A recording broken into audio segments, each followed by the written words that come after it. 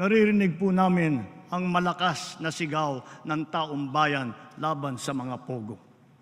Disguising as legitimate entities, their operations have ventured into illicit areas furthest from gaming, such as financial scamming, money laundering, prostitution, human trafficking, kidnapping, brutal torture, even murder. The grave abuse and disrespect to our system of laws must stop. Kailangan nang itigil ang panggulo nito sa ating lipunan at paglalapastangan sa ating bansa.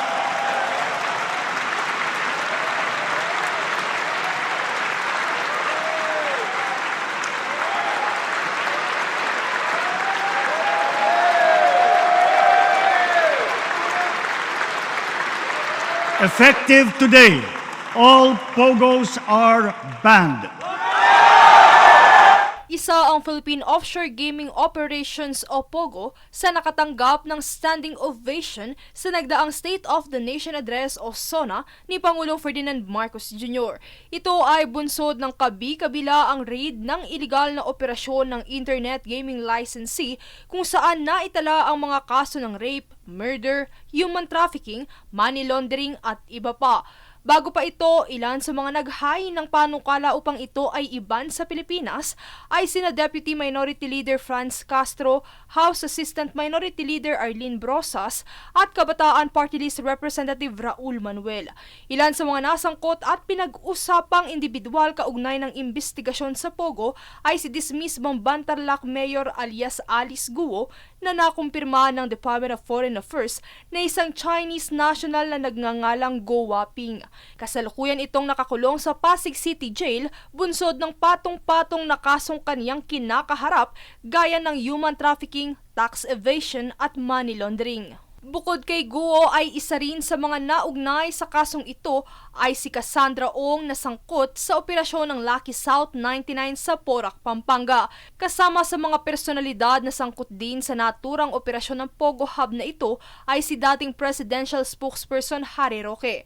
Kapwa sila pinadalhan ng Regional Trial Court Branch 118 ng Angeles City, Pampanga ng arrest warrants dahil sa qualified trafficking in persons in connection with the illegal activities.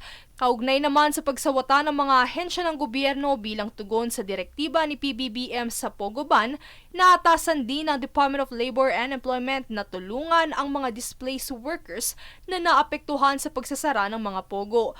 Bagamat nasolusyonan ang problema sa Pogo, muli namang lumutang ang investigasyon para sa kaso ng 34 na nawawalang sabungero noong 2021 na nakikitang may posibilidad na ugnayan din sa electronic sabong o e-sabong.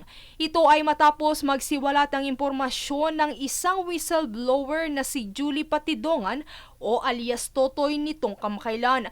Bunsod nito, nagsagawa ng isang jackstay method ang mga diver mula sa Philippine Coast Guard upang ma-retrieve ang labi ng mga sabungero na ayon kay alias Totoy ay itinapon umano sa bunganga ng Bulkang Taal sa Batangas. Kaugnay nito ay patuloy ang pagganda ng investigasyon ng pulisya at ng pamahalaan para sa matagal nang hinihinging hustisya ng mga kaanak ng missing sabungeros.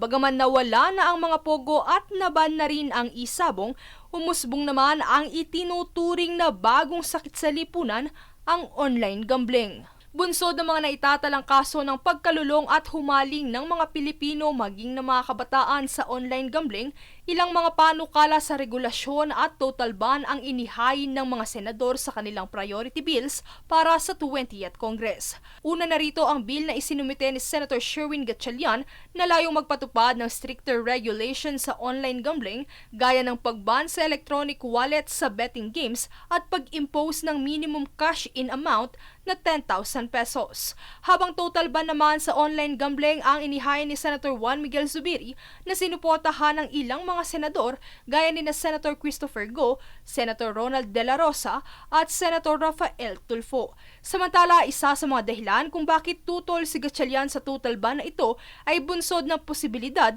na magpatuloy ang mga manlalaro sa underground operations o black market. Gayunpaman, ilan sa mga parehong layunin ng kanilang mga panukala ay ang advertisement block at paghimok sa influencers na tumigil na sa pagpromote ng naturang sugal. Kaugnay ng nakaraang utos ni Pangulong Marcos sa kanyang nagdaang SONA na ipagbawal ang lahat ng pogo sa bansa, umaasa rin ang ilang mambabatas na mabanggit ang online gambling sa SONA ng Pangulo ngayong araw. Princess Castro nag-uulat para sa Golden Nation Network.